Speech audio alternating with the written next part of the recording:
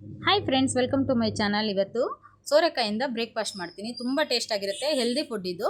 ಸೋರೆಕಾಯಿ ಚಿಕ್ಕ ಚಿಕ್ಕದಾಗಿ ತುರಿದಿಟ್ಕೊಂಡ್ಬಿಟ್ಟಿದ್ದೀನಿ. ಮೈದಾ ಹಸಿಟ್ಟು 2 ಅವರ್ ಮುಂಚೆನೇ ಕಲಸಿಟ್ಕೊಂಡಿದ್ದೀನಿ. ಆ ಥರ ಚಪಾತಿ ಹಸಿಟ್ಟು ಸ್ವಲ್ಪ ಮೆತ್ತಗಾಗಿದೆ, ಆ ಥರ ಇರಬೇಕು. ಅಕ್ಕಿ ಹಸಿಟ್ಟು, ಆಯಿಲು, ಸಾಲ್ಟು, ಹಸಿಮೆಣಸಿನ್ಕಾಯಿ, ಕರಿಬೇವು, ಜೀರಿಗೆ, ಕೊತ್ತಂಬರಿ, ಈರುಳ್ಳಿ, ಸಣ್ಣ ರವೆ, ತುಪ್ಪ. ಚಟ್ನಿಗೆ ಈರುಳ್ಳಿ, ಬೆಳ್ಳುಳ್ಳಿ,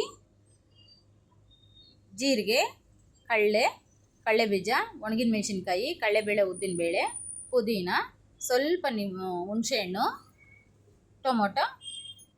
ಕತೆ 3ನೇ ಭಾಗ ಹೇಳ್ತೀನಿ. ಆಗ ರಾಜಭಟ್ರು ಬಂದು ಬ್ರಾಹ್ಮಣರನ್ನು ಕೇಳ್ತಾರಂತೆ, ಈ ಥರ ನಮ್ಮ ಮಹಾರಾಣಿದು ಚಂದ್ರಹಾರ ಕಳೆದೋಗಿದೆ, ಬನ್ನಿ ರಾಜರ ಹತ್ರ ಹೋಗೋಣ ಅಂತ.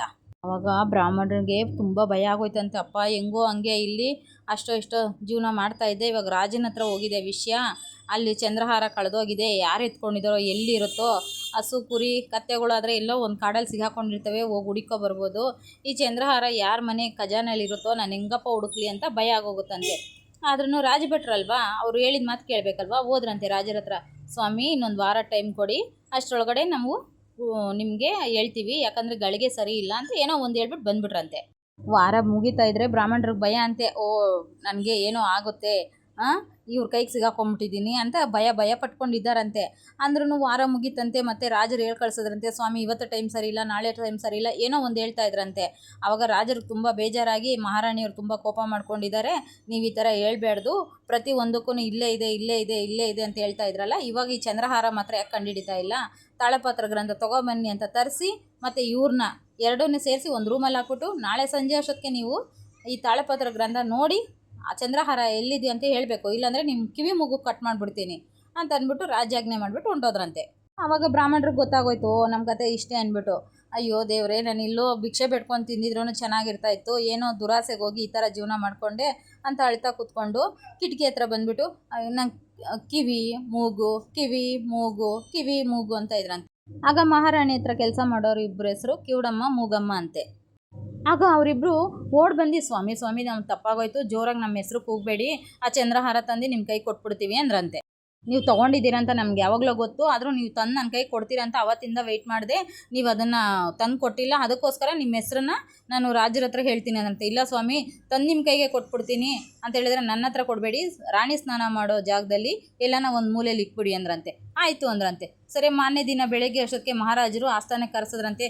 ಸ್ವಾಮಿ ಇಷ್ಟು ದಿನ ನೋಡಿ ಟೈಮೇ ಸರಿ ಇಲ್ಲ, ಇವಾಗ ನೋಡಿ ಟೈಮ್ ಚೆನ್ನಾಗಿದೆ, ಎಲ್ಲೂ ಹೋಗಿಲ್ಲ ಸ್ವಾಮಿಯ ಚಂದ್ರಹಾರ, ಮಹಾರಾಣಿಯವರು ಸ್ನಾನ ಮಾಡೋ ಜಾಗದಲ್ಲೇ ಇದೆ ಅಂತ ಹೇಳಿದ್ರಂತೆ. ಆಗ ಅಲ್ಲೇ ಸಿಕ್ತಂತೆ. ಅವಾಗ ಮಹಾರಾಜರು ಇವ್ರಿಗೆ ತಕ್ಕ ಬಹುಮಾನ ಕೊಟ್ರಂತೆ. ಆವಾಗ ಕಿವುಡಮ್ಮ ಮೂಗಮ್ಮನು ಇವ್ರಿಗೆ ಸ್ವಲ್ಪ ಹಣ ಕೊಟ್ರಂತೆ.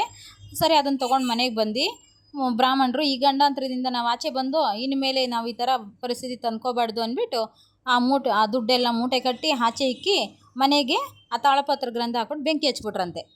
ಏನು ಆಚೆಗಡೆ ಬಿದ್ದು ಉಳ್ಳಾಟೆ ಆಳ್ತವ್ರಂತೆ. ಅವಾಗ ಜನ ಎಲ್ಲ ಬಂದು, ಯಾಕಪ್ಪ ಮನೆ ಹೋದ್ರೆ ಹೋಗುತ್ತೆ, ನಾವೆಲ್ಲ ಸೇರಿ ಕಟ್ಕೊಡ್ತೀವಿ ಅಂದರೆ, ಅಯ್ಯೋ ಮನೆ ಹೋಗಿದ್ದಕ್ಕೆ ನನಗೆ ಬೇಜಾರಿಲ್ಲ, ನಮ್ಮ ತಾತ ಮುತ್ತಾತರ ಕಾಲದಿಂದ ಬಂದಿರೋ ತಾಳಪತ್ರ ಗ್ರಂಥಗಳು ಅದಿದ್ರೇ ನಾನೆಲ್ಲ ವಿಷಯ ಹೇಳೋಕ್ಕಾಗೋದು, ಅದೇ ಸುಟ್ಟೋಯ್ತು, ಇನ್ನು ನಾನು ಯಾವ ಪಂಚಾಂಗ ಹೇಳಿ ನನ್ನ ಜೀವನ ಹೆಂಗೆ ಮಾಡಲಿ ಅಂತ ಆಳ್ತಾ ಕುಂತಿದ್ರಂತೆ.